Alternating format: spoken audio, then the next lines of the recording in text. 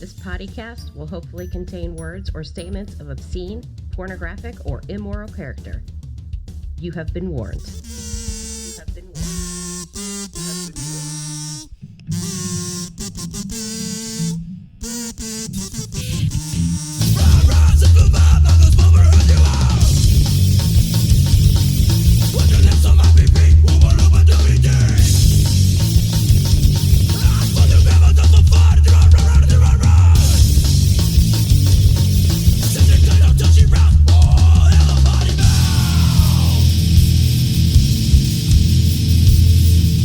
All right, fuck it, go.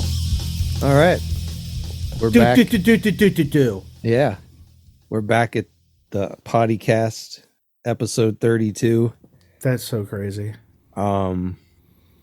So before we get started, I know you have your story. You want to jump in one from last time, but I wanted to make this episode not about poop again. For the third time in a row, so I figured let's get all the poop stuff out of the way early so we can like take a break from poop for a little bit.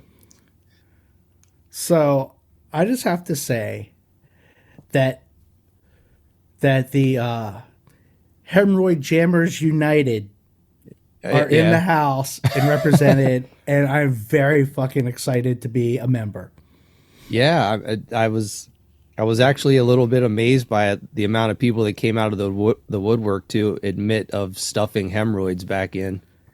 And I was saddened by it too, because I've never had to do that yet. And it terrifies me because I know that day will eventually come for me. And I'm fucking scared because everyone who's like, oh, I've done that. And they're like, it's horrible. Oh, it's fucking horrible. Whoa, yeah, definitely horrible. It's not anything you want to do more than you have to. Yeah. I'm terrified of this. So what do you do to like prevent that from happening? Is it just your diet? Is it from sitting too much? All the above? Hey, whoa. There's nothing wrong with fucking sitting too much. Let's just get that fucking clear right now. We've determined that about you a long time ago. That is a fucking stupid ass statement on this side of the board.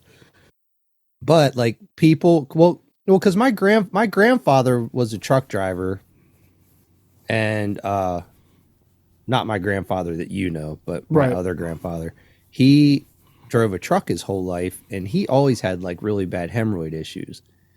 So I don't know if like bouncing like all day in a truck seat, and like people who like I have no idea. Yeah, like I'm assuming that like lots of sitting definitely has to contribute to that because I don't know if that's the case or not, but I can't answer that. If we had a fucking statistician or a fucking was stat boy, they should be checking that shit out right now. Yeah. I don't know what causes it, and I can't tell you when it first happened, but I can tell you I think it's happened.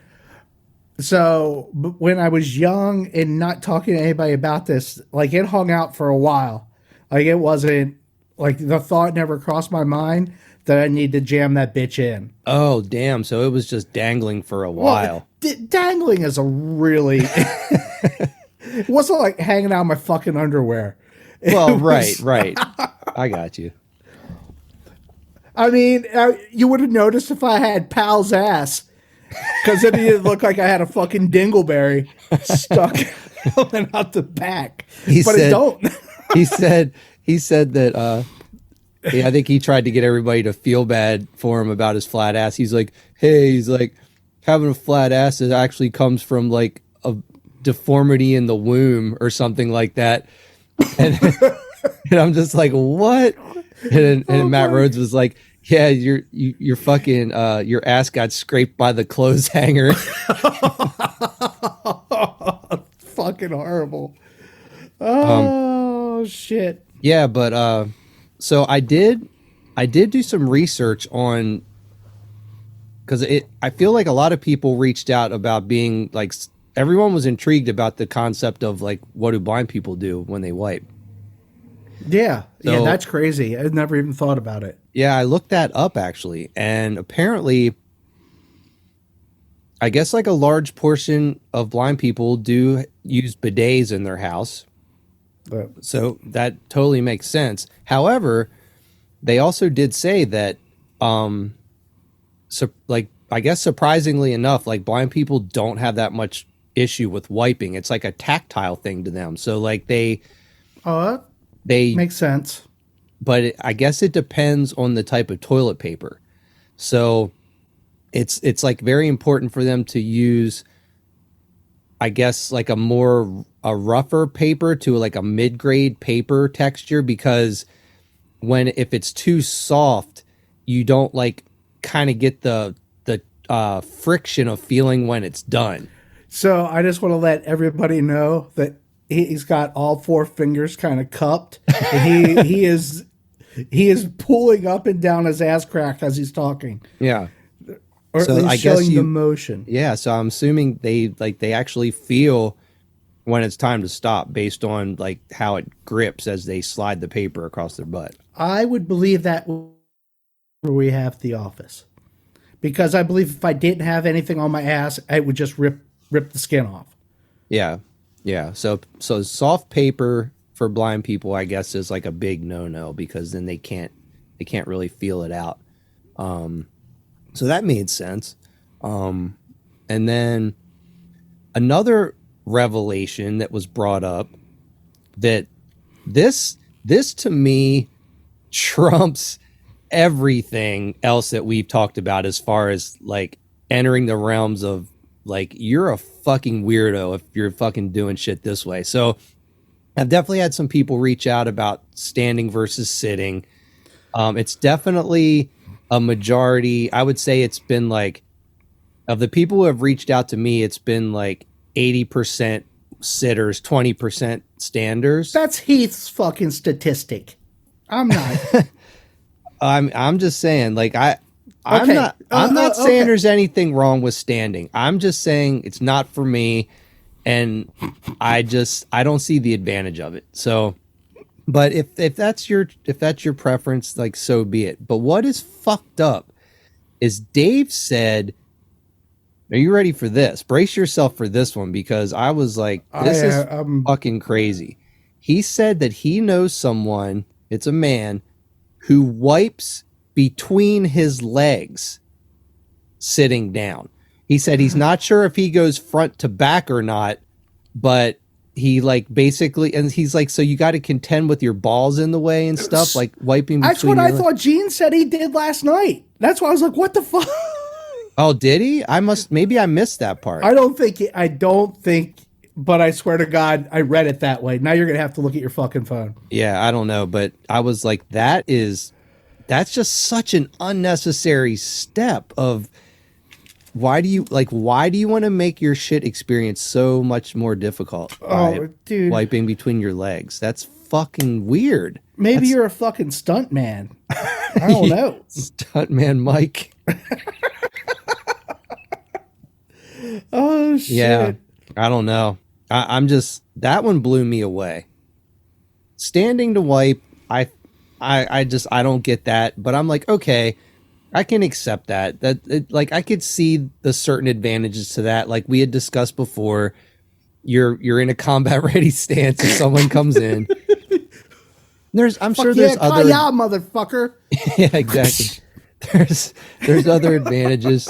Well, here's the thing. If you were standing up in a public bathroom wiping your ass and someone came in to like accost you, you could fucking shit slap them. Yeah, I was gonna say, if you're in like mid wipe and you just like we're getting ready to drop some shit paper in, that's a weapon. Like, come at me, bro. I'll wipe your face with shit. Bring it, motherfucker. But but yeah, God. I don't know. Wiping between the legs, that's fucked. I can't even imagine. Yeah, dude, I can't fucking, yeah. So anyway, I just wanted to clear up those couple maybe if things. you were day, it might, but I still don't think I'd want to do it that way. Wait, I'm sorry, what? If you were a woman, you wouldn't have fucking junk hanging out. Yeah. In the way. I wouldn't want to be, yeah. The big thing with women is like, they're never supposed to wipe back to front, because you can wipe the poo into it's not good. Yeah, in the front zone. in the front. But even with a guy, I told Dave, I was like, what? Because he's like, yeah, this guy like wipes between his legs, and everyone was like, does he go like back to front? And I was like, was this guy's name Captain like shit balls? Like what the Dude, fuck? it would totally build up on his taint. Yeah, His fucking sandbar would be all shitty. It'd be horrible. Yeah, exactly. That's just a mess. Like, just what are you doing? Like that's I don't know. Oh my god. Hey, I guess if they have their system figured out, more power to them. But I don't know. I'm saying that guy's ass is never fully clean, is what I'm saying. I would concur. Yeah, there's no way. Oh my god. I'm just like, there's no way. Hot day, hot humid day. Yeah, that guy's taint's a fucking wreck. I'm not following that bitch up the stairs. No, Yeah. you go ahead. I will meet you later. Yeah, I don't know. I was just blown away by that one. I was like, wow, this guy's just taking it to a whole new level of being completely untrained in how to shit properly. God. That's dreadful. Yeah, that one scares me. That whole... But like I said, I have brothers in arms or in fingers, and I'm very happy. Yeah, I mean, I don't know. Like I did have a thought of maybe trying to experiment with standing to wipe just to see like what that's like, because I honestly, oh, well, here's another thing that does bring something up. We were also discussing the only, like, I think Dave and I both kind of agreed that the only time we've ever stood to wipe is in like a public bathroom hover situation where you're like, you never actually fully sit down to even shit because the seat's so bad. So and then fucking gross, yeah. Yeah, so then you kind of are doing like a hover to wipe. But I would even say that my hover wipe is not... It's a squat. Yeah, it's probably in between what your stand is and what my sit is. You look like a fucking sumo wrestler. Yeah, probably, exactly. Fucking rocking the back and forth. Yeah. That's a good call. Fucking sumo hover. Oh my goodness. All right. So anyway, so I'm intrigued to hear your story that you have. Oh, because you were very upset last time. I was fucking furious. You were going to make your own episode so you could just vent and scream. Okay, so I'm going to start out and say this. I was partially at fault, and I accept that. I'm big enough that I fucking know when I fuck up, and I can admit to it. Yeah. So the dryer died.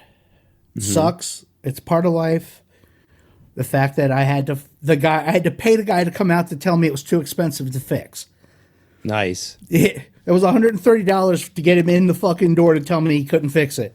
That's always they great. don't make that part. They don't make that part anymore. And even if you could get it, it would be cheaper for you to go buy a new one than to fucking fix this old one. Like, I don't know how old our fucking washer is.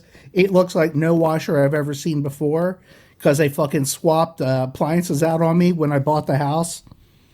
Like, when I bought it and did my walkthrough, I had certain appliances. When I came in, I'm like, motherfucker, that is not the washer that was here when I fucking did our walkthrough. Oh, really? But I gotta tell you, I'm fucking stoked that they swapped that bitch out on me because this is probably a 1945 goddamn washer, and the thing is fucking bulletproof. Like, I've had one issue in 6 years with it. Yeah. Like, it's fucking phenomenal. And that's because fucking Cooper threw his diapers or something in there. I'm kidding. He threw like a fucking blanket or something. And it like sealed up the tub so it couldn't let any water out. Gotcha. Like, it was like the way it fell, it couldn't drain, so it fucking overflew out. And that's fucking a year ago. It's crazy. I've never had anything like that. Anyway, so the dryer dies. So I buy a dryer, and it says it's going to be here Saturday morning at 7 o'clock. And they call at 6:30 to let me know it's on the way, but my phone is sleeping. And they come to deliver the thing. So the key thing when I bought this fucking dryer was, please deliver to the side door. That's the door we all go in and out. Yeah, of. yeah. Uh-huh. Yeah, it's the one right by the bedroom. Yeah. And nothing happens. And the dog finally, like, he wakes up a little bit. And so I go piss and I let him out and he starts barking his ass off. Like, what the fuck? And I'm like, no fucking way, they're here. So I fucking bolt out of the house in my skivvies and go out the side door, but they've never come to the side of the house. The only reason I heard them is they backed up into like the side road near the house and then was leaving. So I'm like running down the road trying to catch these motherfuckers. And I get so far, I'm like, fuck it. I'm just going to try to call them. Because I tried to call them before I took off out the door, but I couldn't get an answer. So I did it, and then I came back and I called and I called and called. And I finally, like, third time through, I get a hold of the guy. He lets a note at 7:15 saying they've left because they couldn't get us on the front door. Front door, not the side door. The only note in the fucking thing is delivered to the side door. But I didn't answer, so my bad. So I finally get a hold of the guy, and he's like, we've already canceled your order. I'm like, dude, I can fucking see you. He's like, you need to call dispatch. I'm like, fuck. So I'm like, hurrying. I call dispatch. And I'm talking to this woman, and she is like, I can't do anything for you. And then she starts rambling. I was like, you know what you could do is call these fuckers right now because they're because I live in the middle of nowhere. Like, I do live in the sticks. It was like, those guys are right here. They're not coming back any other time today. And fuck, it was like I was on the phone with her for 15 minutes, enough for her to reschedule the appointment for Monday. I gave up. I was like, it's a fucking shitty day. I'm going to go hang myself. So I'm driving to the bank on Saturday or Monday. And I'm like, finally, I'm looking at her like, and the woman's like, yeah, we can't. I don't know why she told you that. I was like, what the fuck? And she's like, the best we could do is Wednesday now. And I'm like, dude, I was like, this was not a fucking vanity item. Like, I need this motherfucker. Yeah. Like, can I go pick it up at the store? She's like, let me wait, let me go call somebody. So she calls, and I'm sitting in the fucking bank parking lot, like, waiting. She's like, okay, so the best we can do is deliver it on Friday. Jesus. She's like, I can't get it to the store or anything like that. So the best we could do is fucking Friday. I'm like, fuck. I was pissed. I was like, fuck it. I was like, just give me my money back. I'm not doing anything. She's like, blah, blah, blah. And she's very nice. All the customer service people I dealt with on Monday were very nice. So Home Depot, you have nice people, at least during the week that I was talking to. And I'm like, so of course it's like, you can take the survey and kind of give your responses. So they got zeros for fucking everything. I'm never going back there again. So me being the moron I am, I start looking. And so I'm like going to all these different places trying to figure out when I can get the washer the soonest. I'm going to Best Buy and don't ask me why I was honed in that I needed this washer, because there's nothing fucking special about it. I could have got something different and probably went and picked it up, but I had like fucking tunnel vision that I needed this fucking washer. Once again, nothing fancy, but Best Buy, the best they could do was you could pick it up on Friday, but to have it delivered and whatever, that would be Monday. I'm like, well, fuck, I don't want that. And Lowe's was the same thing. Like, nobody could get it here anywhere sooner. And of course, what do I look at? I go back and just fucking look at Best Buy. What's Best Buy say? Friday. So I fucking go back and buy the bitch from Best Buy so I can get it on Friday. Scheduled, blah, blah, blah. We're sitting. It had to be like Monday afternoon. I got to fucking reschedule for Monday. Oh, I was like, fucking hell. I was like, you've got to be kidding me. And I was just, it was so fucking just done with the situation. Then, of course, on Thanksgiving Day, we're like getting ready to eat, and I get a text. Your whatever's been rescheduled for tomorrow. I'm like, what? It was just fucking. I'm so glad I was off, but oh my god, it was just a fucking nightmare. And this is probably the longest I've told one story ever. Well, because I'm not a detailed person, and this is just. I missed a section or something because you originally were talking about a dryer being broken, but then you were buying a washer though. Oh, I meant if I said washer, I meant dryer. Okay, my bad. So essentially, this whole process was like 2 weeks to actually getting it. 2 weeks without a dryer, week and a half. I think it was a week and a half from when I bought it. I bought it Thursday. It was actually only a week plus. But it was like scheduled Saturday. Should have had it Saturday. I could see the fucking truck. Yeah. But they never knocked on my door. Did I answer the phone? No.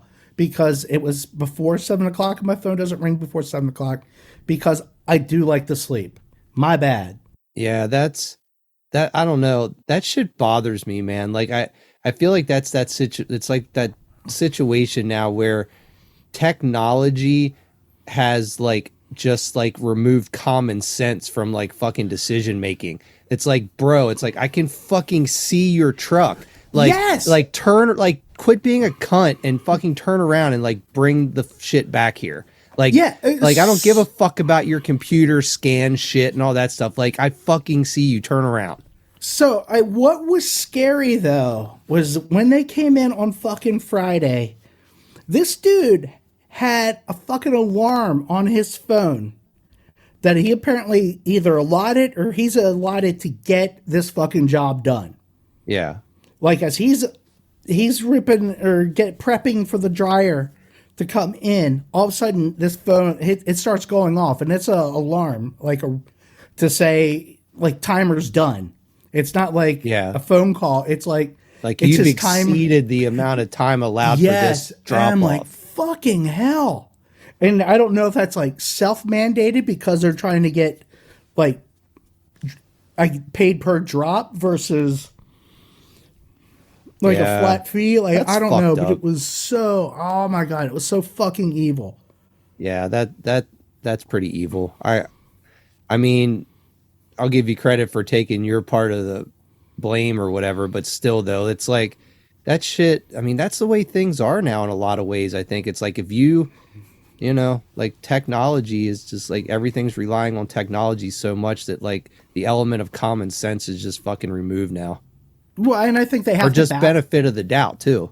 It's just like, yeah, they have to bypass it. I swear to God, it's like, nope, this is it. And you know, maybe I don't know what they're told to do. So like they could be following everything to a T. But the one woman I spoke to, she's like, yeah, I can see that in your notes where it says drop or go to side. And then the people I talked to on Monday is like, yeah, I don't see that note. I was like, motherfucker, dude. Fuck. It was such a nightmare. Yeah. And I'm a bitch and I get moody and then I was just fucking ruined for the day. But it burns my ass the most is I fucking had to go back to them to get it the soonest. Yeah. And if I wouldn't have been a fucking bitch and told them, no, fuck it, cancel the order, I would have had it the same day. Yeah. You showed them. Myself. Yeah, I showed them motherfuckers. God damn it. It was so irritating. Yeah. I can't recall anything quite that elaborate that I've had happen, but I get what you're saying. I've definitely had some situations where someone's telling you shit to go pick something up and you go there and like, oh, it's not ready, or sorry you drove a half hour to pick this thing up and we thought you were coming tomorrow to get it. I've had that with my laptop right at the beginning of the COVID situation where I don't know, I'm sitting by the door and somehow the UPS guy came and left a note on the door that said he knocked, but I'm like, I'm sitting by the fucking door, dude. It's like the door's not far from where I'm sitting. There's no way.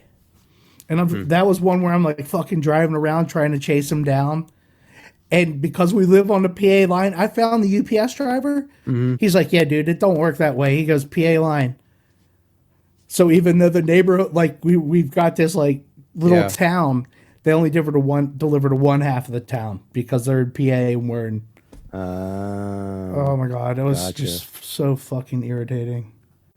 Well, I thought of something today I wanted to ask you, and you might have to think on it and give me an answer another time, but I just wanted to bring this up as a question.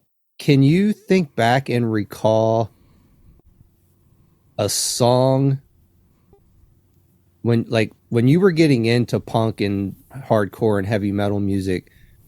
Can you recall a song lyric that was like so impactful to you that it changed it for lack of a better description, it sort of like kicked you into maturity a little faster than maybe would have happened if you wouldn't have heard these lyrics? Bodies. Or Sex Pistols. Bodies by Sex Pistols? Fuck this, fuck that. Whatever, fucking brat, blah, blah, blah, blah. Yeah. I would assume that, like, that would be the first song I'm like, whoa, what just fucking happened? And, like, I knew what he was saying, and... Gotcha. That there you go. So that I actually was ready for that one. Yeah, that's actually a really good answer. So beyond that, though, can you, like, if that was, like, your initial sort of, like, shock moment, can you think of something maybe a year or two down the line when you're sort of a little more immersed in the songs of like lots of different bands? Was there anything that sort of, I don't know, that like sort of maybe gave you a fundamental shift? Like, I don't know if like, I would assume it's more like 7 seconds. I think there was it was more of a refocus of energy, not energy, but fuck. I actually, okay, I'll take that back. It's Bad Brains and the PMA thing. Okay. That would be, that's fucking it. Like, I had to look up what the fuck PMA was. So that just, it totally kind of, it was based off of, and I can't remember the guy's name, but it was like how to think and act like a millionaire or something like that. So correct me. I know somebody knows what it's actually called. And it's this book that I think HR read, and that's where a lot of the shit from Rock for Light like spawned from this book and shit that he read. And it was just about this positive mental attitude. And that I think was something that fucking like kind of drove home. And then you fall into like the straight edge stuff had started. And so it kind of not righted the ship, but put the ship going in a certain direction that might not have before. Yeah. So that's actually a really good answer, because that, I'm sure there's probably lots of people who could like say that PMA thing was like a ground zero for them and like a fundamental shift. I still fucking think about that shit, like just because I have my issues, but it's just like I try to stay on top of myself, just like to flip it and roll it back into a positive. Yeah. Positive. And I know Amanda's laughing at me now because I'm so fucking dumpy 90% of the time. But well, yeah, but imagine how shitty you would be without that kind of creeping in from time to time, dude. Yeah, I would be no good to anybody. That's cool. No, I'm glad you like were able to think of that and come up with some answers on the spot, because those are both like really good. The PMA thing, that's a good one. I think like the Sex Pistols is kind of a wake up from. Yeah. That's a little bit more aggressive and it's a little bit more in your face than my fucking Men at Work record. I was going to say that snapped you out of like a pop sensibility mindset.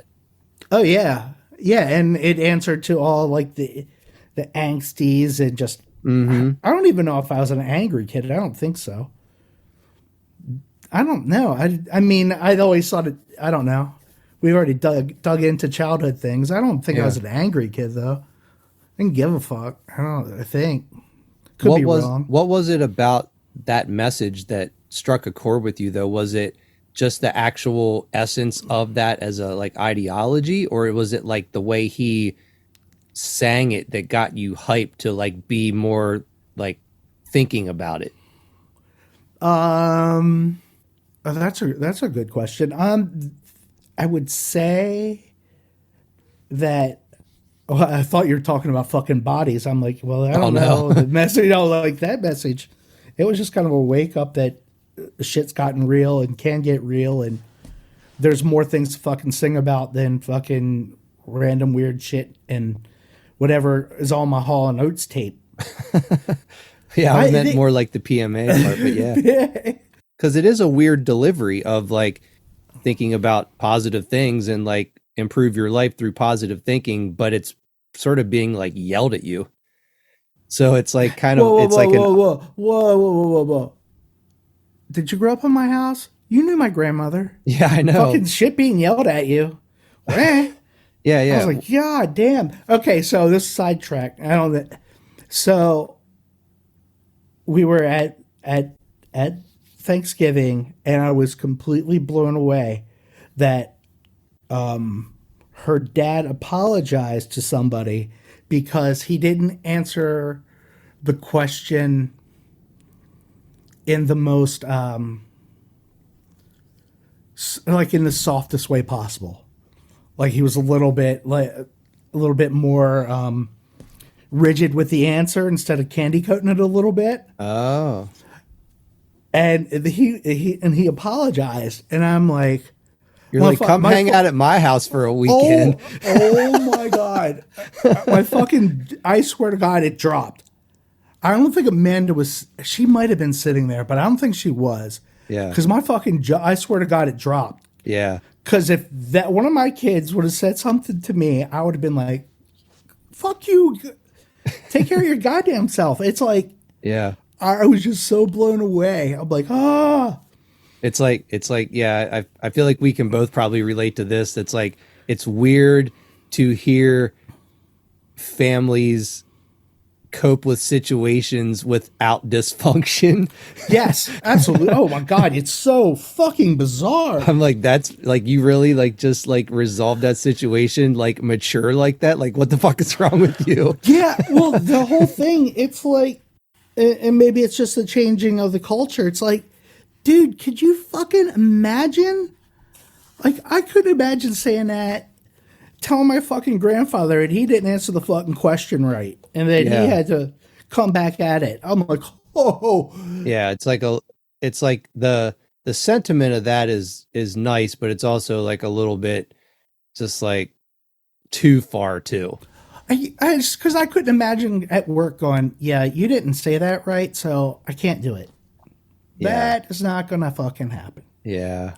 Yeah. Like Curtis, we're gonna need you to come into HR and talk to Joe Schmo because he has an issue with something you said, and then like HR like makes you say some like shit to this person. Lord. That's like dreadful. I'm so glad that we work in a small office. It's just fucking. I mean, it has its drawbacks, I guess. I don't know. Yeah, but totally. Fuck that. Well, the whole reason I even thought about that as a question for you is, I was listening. Honestly, I don't even remember what I was listening to, but it made me think about the Cro-Mags, and I was listening to the song "Life of My Own." And I had this like moment of sort of like a deja vu kind of thing. And it like came back to me remembering that song. We did it in the PFJ. What's that? Is that the one we did in PFJ? Maybe. I don't remember us covering a Cro-Mag song, but maybe. Look, get with the fucking program, boy. Gotcha. But yeah, I was thinking about that song. I was like, oh man, like I hadn't like thought about that in a really long time, that song And I have other songs too, I'm sure, that are like more like Your Bodies for You.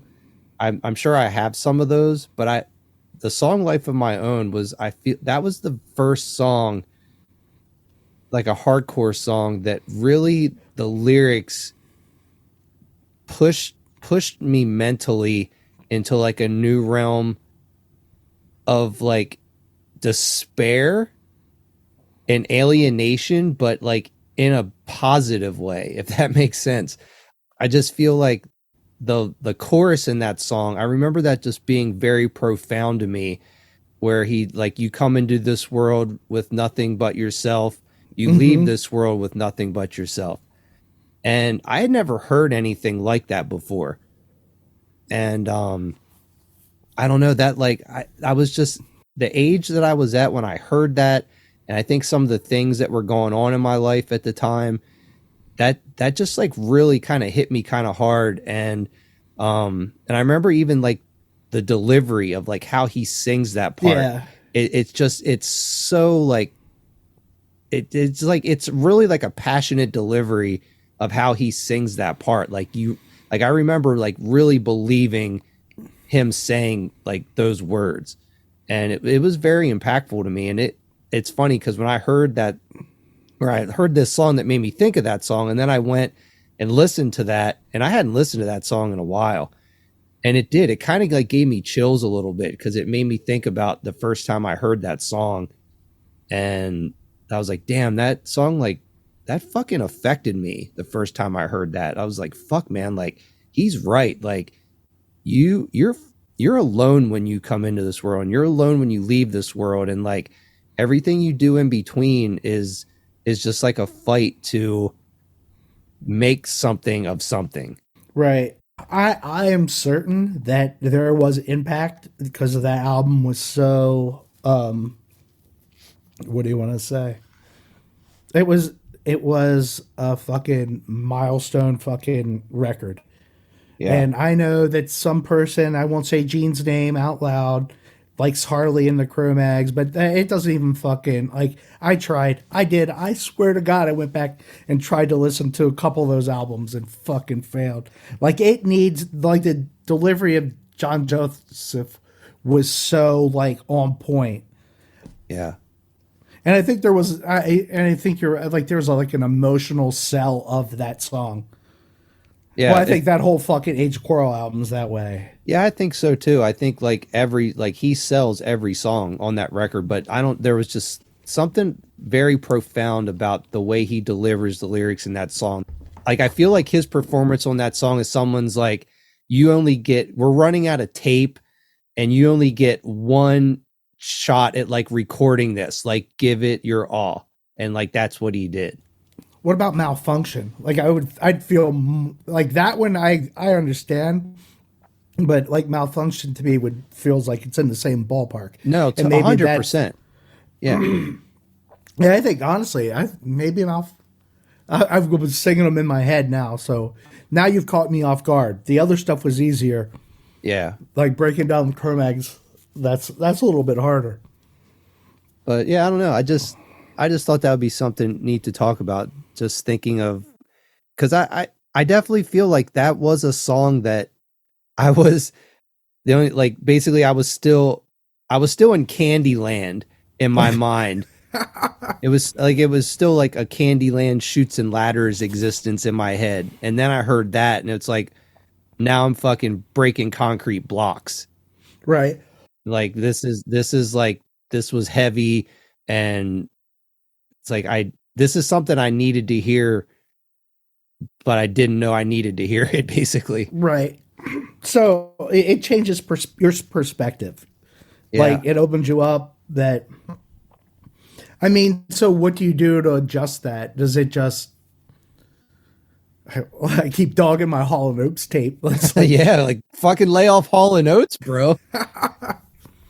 I mean, it's crazy. I mean, but then there are other albums, I mean, that would change, like, of all things, we get fucking pounded and everybody gets all serious. Then all of a sudden we start obsessing over the fucking Meat Men. It all falls out the fucking window. Yeah. Yeah. Well, I think for me, like, hearing that was that was probably a point for me where I was able to distinguish that there are two sides that you can play of this fucking game. Like you can pick out the pieces that do profoundly change how you think, but then can also have like Murphy's Law and the Meatmen and be still having fun too. Yeah. Like riding that line of like kind of both worlds of, you know, as you're sort of like serious real life persona, like you can take in these more profound lyrics, but then the having fun side, like your fucking cavity creeps are coming to fucking get you and shit. I think there's a point in my head where I could not understand how what's the first song on Age of Quarrel? We Gotta Know. Wasn't used in like fucking every fucking sporting event, and like anytime like tension needed to be built, like it was like, or to pump you up. Like I was like, I cannot believe that this has never been used or kind of utilized in that fashion. Oh, you're saying you're surprised it was never used in that way? Yeah, like it was a point where I thought it. I still actually think about it now. Yeah, I actually still think that it's underutilized as a song. Gotcha. Like for some of the shit that they use on TV, and you're like, yeah. Yeah. Oh man, could you imagine that? Just like being at like a hockey game or something, and it's just boom, boom, boom, boom, and everyone's like skating exactly. out. Fuck yes, that is exactly it. Yeah. Like, or they start the announcements, and then like it kicks in right as the team runs onto the fucking field. Yeah, because it was just like, because it always pumped me up. Like I was ready to go. That was a Friday night getting ready to go out album. Hot date, throwing some Cro-Mags. I'm going fucking mad. That's funny. I was watching some YouTube earlier today, actually, and a related video came up. I think we've talked about this YouTube channel before, but it's that Hate 5-6. They film a bunch of hardcore videos in like Philly and New Jersey and stuff. Well, apparently that dude's not filming in Philly anymore, because they are putting in a thing. It's like a $10 fee to film anywhere. Oh, Gavin was telling me that, and he's like, "Fuck you guys." Oh wow, interesting. Well, so anyway, I'm sorry. So I don't think it's not this guy who filmed this particular video, but I guess because I watched a lot of that stuff, this other thing came up, and if I'm not mistaken, I believe it's a similar channel, though. I think it's Feet First Productions, I think it's called. But there was a show that happened, I think like 2 weeks ago in Philly, and it was Youth of Today, and Outburst actually yes. played. And I watched that Outburst set this morning, and I didn't even know that they were like kind of back together playing shows and stuff. And man, they looked to be the original lineup, and they also have that Mike Dijon dude plays guitar now. I'm not sure if he played with them back in the day, but it looks like it's all the same dudes otherwise. But they sounded like really good, and it was just cool to see. I mean, they're like, those dudes are not young. Like those dudes are definitely like probably late 50s, pushing 60, and they sounded fucking awesome, man. And I was so stoked to see so many young kids like knowing like every fucking word and going off to them. Do you remember? Well, two things. A, do you remember me telling you the story? And I think we did it on here about all the kids Gavin was turning on to Outburst. Yeah. We talked about that. Because it was like they were blowing everybody away because they were just like this hidden gem that, slid by everybody. Well, I mean, didn't slide by us, but, 20 years removed, they resurface. And then the guy who did the new graphics for Outburst is the guy doing some design for the Chlamydians as well. Oh, no shit. Oh, bitchin'. Yeah. That's really cool. Yeah, I wanted to fucking go, but I hate leaving the house. Yeah, they sounded good, man. I was hyped. I was like hyped watching that clip, man, because I was just like, dude, this is awesome. Like, these guys just still sound really great, and kids were just going the fuck off for them. It was awesome, man. I kind of had chills a little bit in certain spots. I was like, man, this is fucking cool, man. Just like seeing like 16-year-old kids just like fucking knew every word, man. I was like, that's awesome. Yeah, it is badass. So, what was it? Apparently the Gorilla Biscuits are playing in Philly. Okay. The first show apparently sold out in like minutes. Yeah. So they did a second show, and I think Gavin's actually got tickets for that. Oh, cool. So that should be cool. I don't know Yeah. who else is fucking playing with them. Yeah. Fucking No Redeeming's playing with Agnostic Front. How fucking awesome is that? Yeah, that's really cool. I actually saw that flyer. Yeah, that's amazing. I'm sure they've played with them a bunch of times before, but that's just always probably a good show. Yeah, I would assume. So how much does a Gorilla Biscuits ticket cost? That is a good question. I didn't ask Gavin. $30, I'm guessing. I don't know. You talk to yourself for a little bit. Yeah, I feel like Gorilla Biscuits is a band that probably charges $30 a ticket at this point. Which, I mean, whatever, in the grand scheme of things, that's fucking cheap compared to going to most bands nowadays. Like, you're pretty fucking lucky if you can go to a show for less than $50 anymore, unless it's just some underground shit, punk show or something. Well, the one's already sold out. Yeah. Let me see if there's another one. They might both be sold out. Holy shit. Good for fucking them. Dude, all those guys, man, I think they do pretty good. All those dudes are each in like 3 or 4 bands that all like kind of probably make like decent money. Like, it's probably not like quit your job money, but they're definitely making enough money that it's like good extra income money. Yeah. So it looks like the tickets were 40. Oh, wow. Yeah. I'd pay $40 to see Gorilla Biscuits though, Yeah, if I I could would actually too. get in. Yeah. Yeah, I don't think I have an issue with that at all. I mean, I'm sure there's other like good bands playing too, though. It was the Pagan Babies, is that right? And somebody else. Dude, if it was, Pagan Babies and Be Well. So I have to tell you, if it is only fucking 3 bands, I would fucking have paid $50 or 60. Yeah. Paying more for less just so you can get out of there sooner. Fuck yes. Yeah. Yeah, I'm, bleh. I'm fucking horrible. I think we may have talked about this on here before, but a goal that I have before I get too old and just not able to do it is I really want to go to Wacken one year, the big German festival, the metal fest in Germany.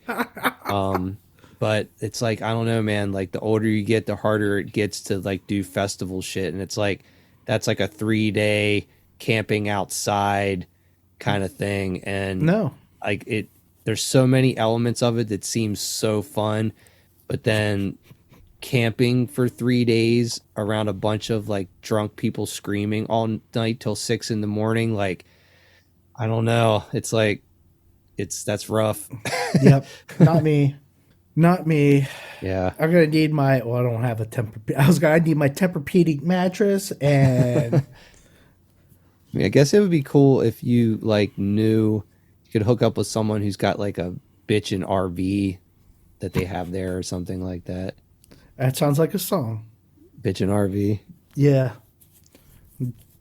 Chuck a little bit of the island band known as the Dead Milkmen. The Highland Band, that's right. Don't you forget it. Oh, which is cool. Speaking of Dead Milkmen, they actually had a record, I guess like Record Store Day was on Thanksgiving or the day after Thanksgiving. And they actually came out with a Record Store Day release, which was a reissue of the Metaphysical Graffiti record on vinyl. Which Fuck. I didn't see that. Yeah, I have a copy of the original one, but this new one, it's a gatefold thing, and it has I think it comes with some type of booklet with the record that is like a history of like what that model kit is and like how they decided to use that for the album art and stuff like that. But yeah, that's pretty cool. So I might try to pick that up if the local store here still has one in a week or two. But Yeah, because we were there, I guess, at a record store on Black Friday. It's when we scored Rio, nice. but I don't remember. Fuck, I don't think we gave him Rio for his birthday. I think we're still holding on to it. Oh shit. Ha, eat that, you fucker. Not that he listens. There's a lot of really good songs on that record too. In Praise of Sha Na Na, do you remember that song? And Methodist Coloring Book, that's a really good song. Oh my god. I'm trying to think. Like, I think Dave had it, but I think I'd already started walking away. Yeah. I'd already said, enough Dead Milkmen. I will stick with Eat Your Paisley. And Yeah, I kind of feel like Metaphysical Graffiti is definitely the record that was the moment of like if you were going to stay on the bus or not. yeah, I think a lot of people got off on that one and like stayed off the bus. Yeah. What was after Beelzebub? Wasn't there another one? No, that Metaphysical Graffiti was after Beelzebubba. I like that one. And then after Metaphysical Graffiti is when they went major label. How'd that work out? Yeah. The first major label record, I like a couple songs on it, but overall I don't really like that one. But the second major label I really like, the Not Richard But Dick. That album's actually really good. It's got a bunch of cool songs on it. The Woman Who Was Also a Mongoose, that's an awesome song. Yeah. So what else? You got anything else? Do you remember what the other subject was tonight? I do remember now. It was the car thing or something. Car stereotype. Or car stereotype gender or whatever. Yeah. Yeah, I remember this now. And so the reason I brought this up Yeah. is that I own one of the very specific ones, which is the, sadly, a Subaru Forester, which I never plan to ever see again the rest of my life, but some reason it's in my name again, or in my presence again. Yeah. And now I am calling the Bronco Sport the old lady mobile. Really? Yes. Why is that? Well, because I own one. And I cringe because 90% of the people I see driving them are old ladies. Really? Yeah. I'm like, it's a mom car. That must be like a geographic thing because I've never seen an old lady driving one of those out here.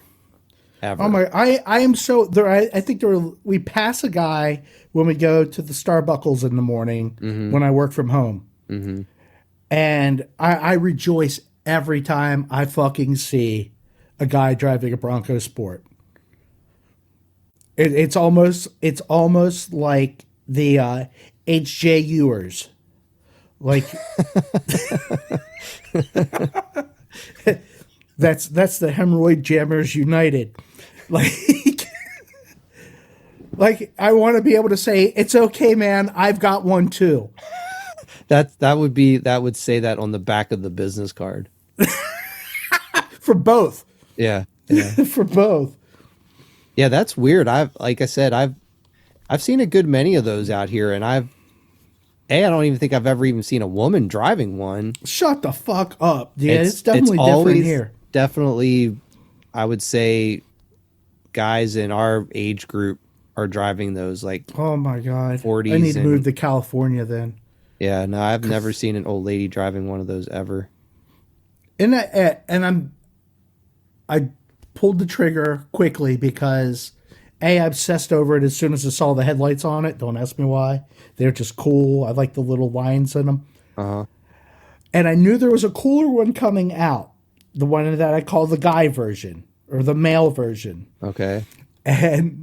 But like I read a bunch of stuff and they weren't going to be out for another year. And I was so sick of my fucking Mazda that I was willing to get rid of it as soon as possible. So it lined up and the guy's like, oh no, those are coming.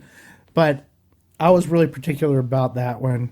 I'm less particular about the sports. Like the guy one, I only want a two door. Like it looks like a Jeep. A man is like, why wouldn't you want a Jeep? I'm like, I don't want a Jeep. I Yeah. want this fucking Ford Bronco. Yeah. I haven't seen the two-door thing, but I saw one a few weeks back. It was one of the coolest ones I'd ever seen. It was all, and I don't typically like soft tops, but it was all black with a soft top.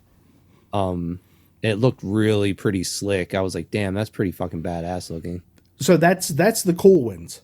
Oh, okay. Gotcha. If they have a soft top on them, that's the cool ones. Oh, okay. Like I have a not cool one. I don't have a soft top. Yeah. Yeah, I was like, damn, that's pretty badass looking actually. So I guess that is like technically that one's more like the original Bronco that did that same thing, right? Yeah. Well, I think they go yes and no. I think you could answer and say yes for either way, but like the guy version, as I call it's more like the kind of glorified one, like the off-roading, Yeah. and the sport one's more like the grandma version. So you have the grandma version. I have the grandma version. It sucks. It doesn't suck. I actually fucking love it. I don't know. I've never up until this one. I haven't had a quote unquote American car since the fucking what was the dot? What did we call the fucking Daytona? Oh shit. The Swissmobile. Swissmobile, yeah. Swissmobile was the last fucking American quote unquote, Yeah. Huh. That's crazy. So I mean, and I love it. There's a big difference in price between the one you have and like the soft top one though, right? I think there's probably I didn't think it was that much, but to get it the way where it looks like it's semi cool, yeah, it's a huge jump. Like it's like a $7,000 upgrade just to get the fucking Sasquatch package on it. Is that what it's called? Yeah. Damn. That's funny. I was I looked it up and I'm like, but I'll be okay. Who has a Subaru Forester? I'm confused on that. Like, how did that come into the picture? I don't remember you having one of those ever. Well, I was married to somebody who had one. Oh, it was hers. Okay. And now that my lovely daughter someday in the next 10 to 15 years is going to get her license, Yeah. the car's been given to us. Gotcha. Gavin and I both walked outside and we're like, and he looked at me. I was like, yes, I never thought I'd see that fucking car again. And we got in the fucking Bronco and left. That's funny. PTSD. Yeah. Yeah. That's funny. And I fucking hated that car when she got it. That's what makes it even worse. It's like, I What hated year it. is it? 2010, I think.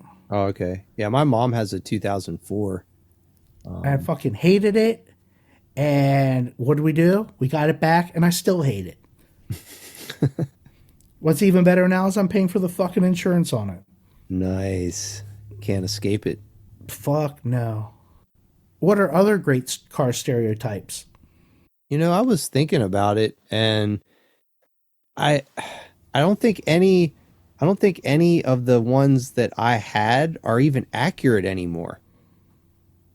Because, well, just like Volkswagen Jettas. Oh my God. Used to be sort of like, I don't know, just like more of a. So my theory is that all the girls who drove a Volkswagen Jetta 20 years ago now drive CX-5s. Is that the Honda? No, it's the Mazda. Oh my God, that's so fucking funny. So mine is going to be the Corvette, the mandatory old white guy car. Oh yeah, the Boomer car, the Boomer sports car. Yeah. Oh my God. Like I was thinking, I was like, anytime you're going to pass one, it's an old white guy. Very, very, very rarely. We went on a trip about this time last year up to Central Coast of California, this little seaside town. Stayed a couple days, and the motel that we stayed at happened to be a once a year meetup spot for this Corvette club. And all the people just like started rolling in on this Saturday. I think it was a Saturday. All these Corvettes started showing up, like different ranges of like models and ages and stuff. Like there were some really old cool ones and there was like modern ones. But yeah, it was definitely like every single person in that club was in their 60s, between 60 and 75. And they all had a look about them. I'll say that. Wow, you are being very nice, aren't you? Yeah, they all definitely had a very specific look about them, and they all looked very East Coast, but on the West Coast. They looked like 65-year-old East Coast couples, but on the West Coast. So it was definitely interesting. Lots of gray mustaches and tucked in shirts. I'll say that. Oh my God, that is so awesome. And redneck baseball hats. Oh yeah? Yeah. I was thinking more of like not the trucker hat baseball hats, but more like the like shit for like I was like a denim soft low ride one. No, it was more like a Valvoline kind of a baseball hat or something like that. Yeah. Fucking awesome. Yeah. I guess like retired boomer rednecks with money, I guess is like essentially what they are. Oh my God. It's fucking ridiculous. So here comes my, because the boys worked at the liquor store, there's the what was it? I believe the Nissan Titan is a total ladies, all the Frontier and the Santa Fe are all female trucks. Is that right? They're like you can put money on it pulling into the liquor store that was going to be a female if it was a fucking Frontier pulling in. Oh yeah, working at the liquor store, they probably have a really good sense of who's driving what. And apparently CRVs, they're either smoking hot chicks or very scary chicks. Like there's no middle ground. It's either they're fucking smoking hot or they're really fucking scary.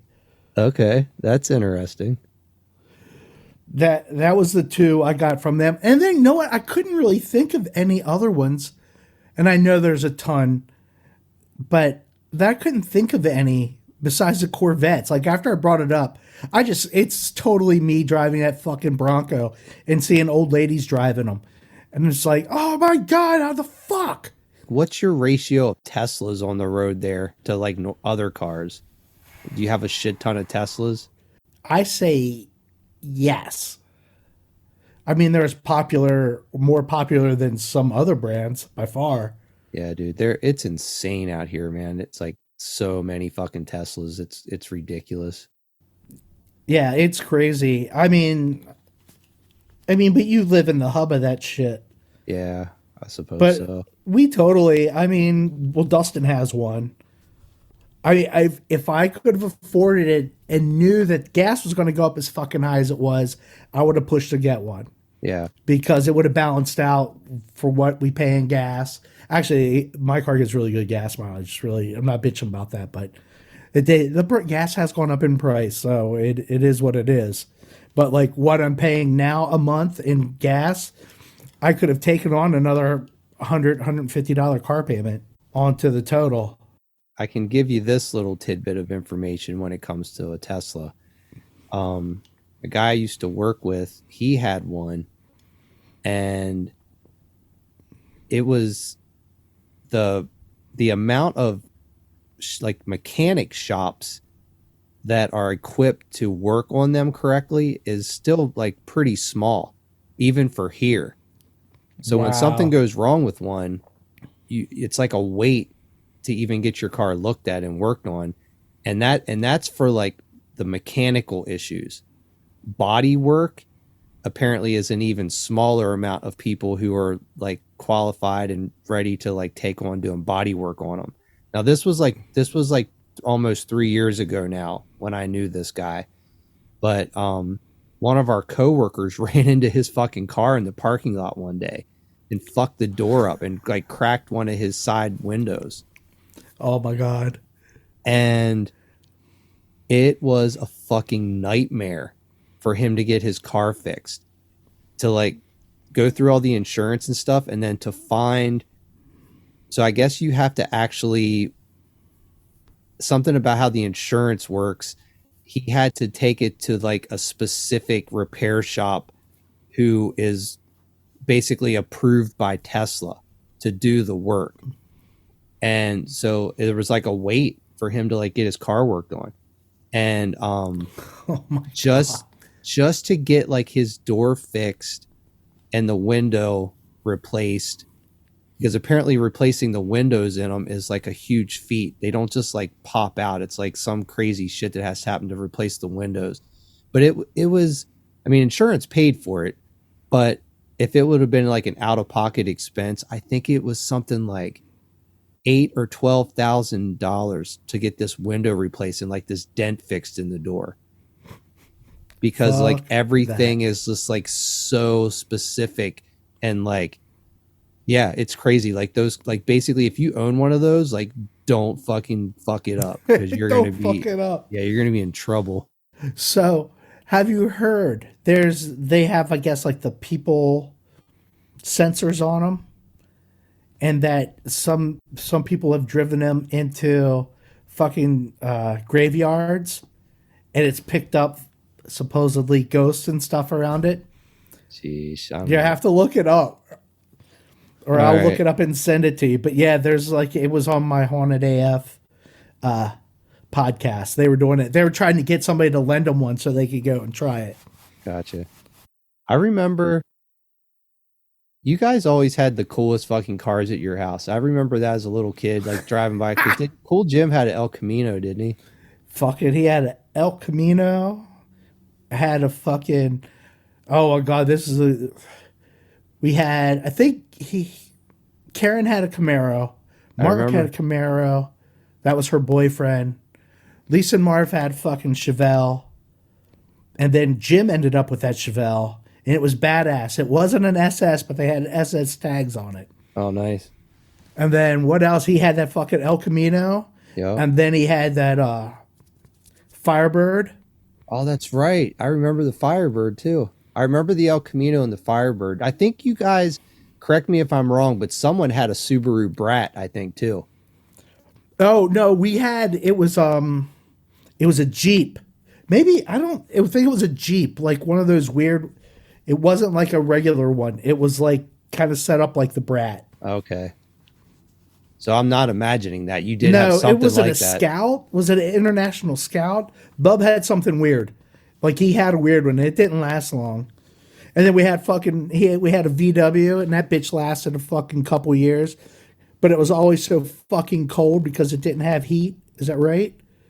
Or it didn't have defrosters. Like you had to buy something from AC Whitney, whatever Whitney. JC Whitney. JC Whitney, yeah. You had to buy fucking add-on parts so the fucking window wouldn't frost over. Jean's fucking kicking me right now. That's funny. Oh, hi girls. Giving my shout out to the daughters of the Jean. Oh, yeah. Yeah. Thanks for listening.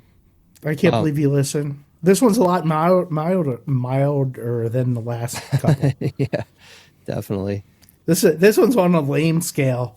That's fine. We needed to have an episode where we broke away from the poop talk for at least one episode. And it's so depressing. What? No, That we're not poop talking, or that we poop talk so much? We poop talk so much. Oh yeah. Oh, Hey, we got to give the people what they want. and it's more poop talk. So the girls at Haunted AF, speaking of, loved my rendition of the Weird Shit song. Oh, cool. But their fucking Weird Shit graphic is cooler than my song by far. Oh shit. So what are you gonna do? Well, I'm going to cry, and I already told her I think it should be a T-shirt Gotcha. because it is. I'm going to try to pull it up. All right, Wait, talk is this about art something- that you did? No. Oh my God, I wish. Wait, is that someone sitting on a toilet? It's a fish sitting on a toilet. Oh, now I see it. Reading the so- newspaper. Yeah, it's so fucking bizarre. Why don't we have this as a T-shirt? Fuck.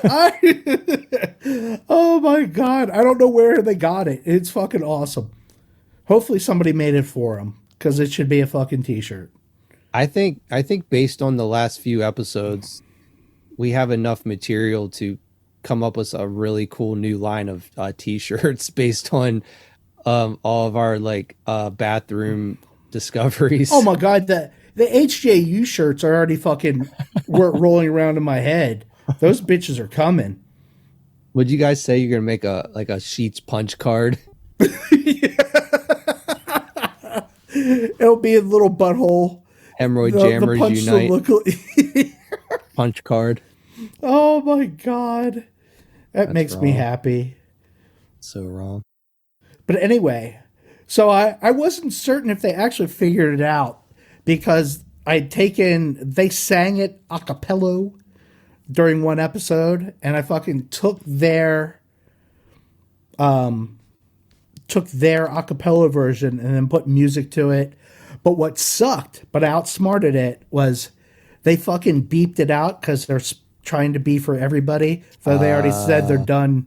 They're giving up on the being for everybody. At least they're going to say shit on the podcast now, which is crazy. Gotcha. Because They're fucking Patreon shit. They are fucking like two sailors.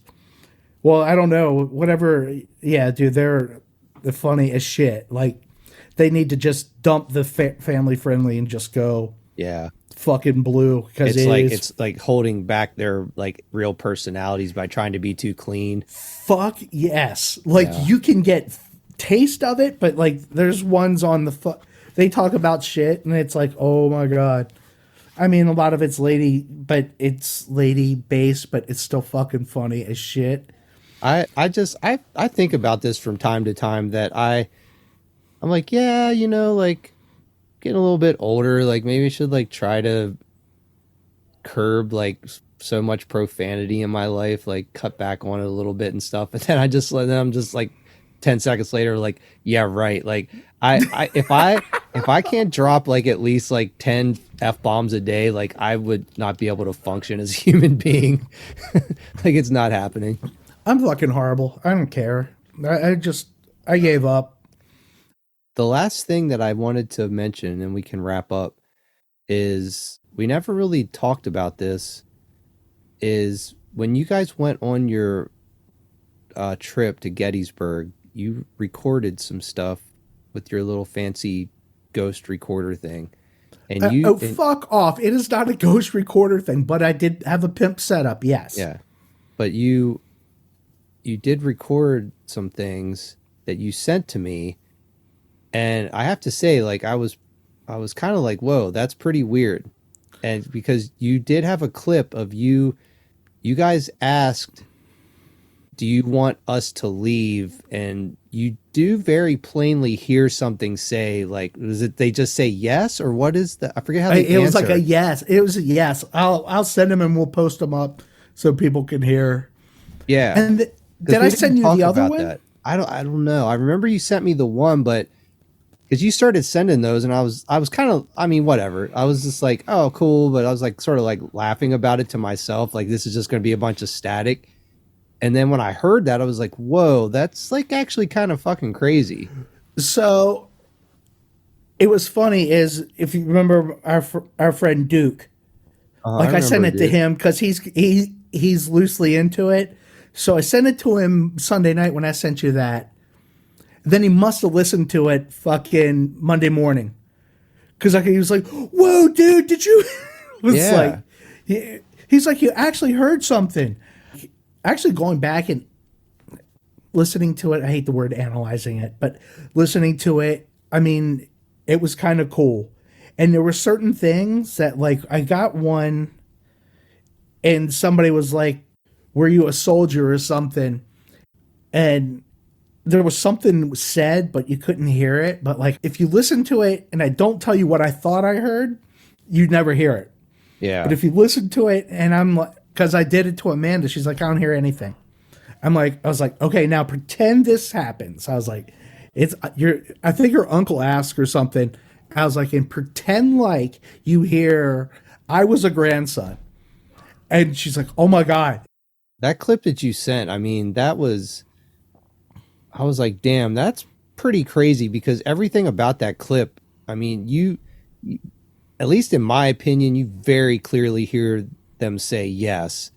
And it's even like the cadence of the question being asked and how the answer comes back is very like normal conversation type of a pattern. Yeah.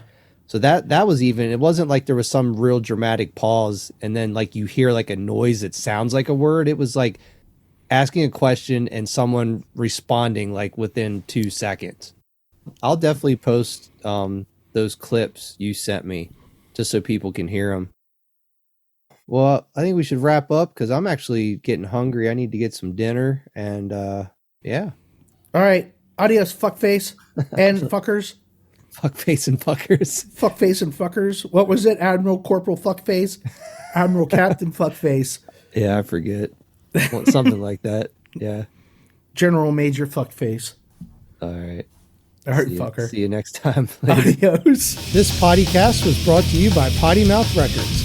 Contact us at pottymouthrecords@gmail.com and find us on the web at pottymouthrecords.rocks. That's .rocks.